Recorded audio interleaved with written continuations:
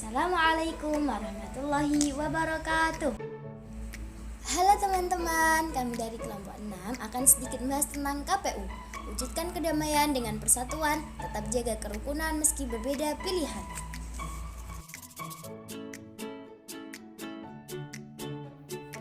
Pemilu Presiden Indonesia.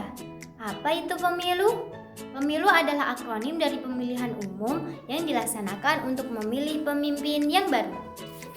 Indonesia adalah negara demokrasi, dan pemilu adalah cara yang digunakan untuk memilih presiden dan wakil presiden yang baru.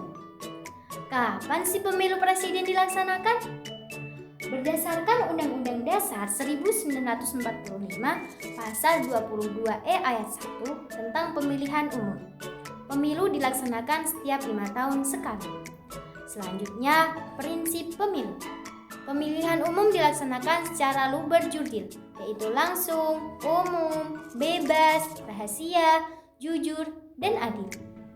Siapa saja sih yang boleh memilih presiden? Setiap warga negara yang sudah 17 tahun sudah boleh memilih pada pemilu. Nah, bagi kamu yang belum 17 tahun, kamu boleh mengikuti berita dan cerita tentang pemilu bersama orang tua atau gurumu. Apa sih tahapan pemilu? Menurut KPU, Komisi Pemilihan Umum, sebagai penyelenggara pemilu, tahapan pemilu presiden terdiri dari persiapan hingga pencalonan, kampanye, lalu pemungutan dan perhitungan suara. Terdapat juga acara debat calon presiden dan wakil presiden agar kita mengenal rencana kerja mereka jika menjadi presiden dan wakil presiden. Setelah suara dihitung, maka presiden terpilih akan melakukan pengucapan sumpah. Langkah yang pertama, pengucapan sumpah atau janji.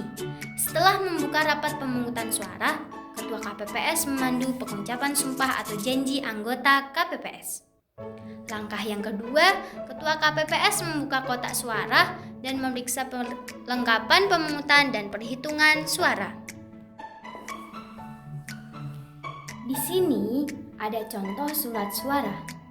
Surat suara warna kuning ditujukan kepada DPR RI. Surat suara warna merah ditujukan kepada DPD. Surat suara warna biru ditujukan kepada DPRD provinsi. Dan surat suara warna hijau ditujukan kepada DPRD kota.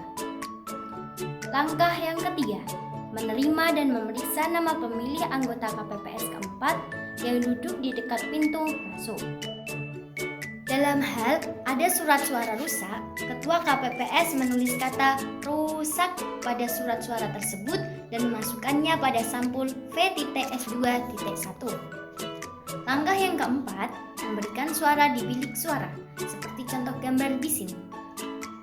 Langkah yang kelima, memasukkan surat suara ke kotak suara.